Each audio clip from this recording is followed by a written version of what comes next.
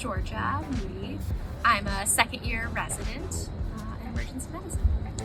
Days differ depending on what shift you're on a lot. Typically wake up, head to an 8+1 shift, which means 8 hours of working, carrying your own patients, and then 1 hour of kind of sign out. Every Wednesday we have conference, which is where we can dive deeper into different scenarios and actually get to practice a lot of our procedural skills. We have workshops where we get to work on the mannequins, run through full simulations as a team, have time to debrief those. My co-residents are the people you want to share your highest highs when you do something cool, you get that chest tube, you go to the group text and tell them, and also the lows when you want to vent.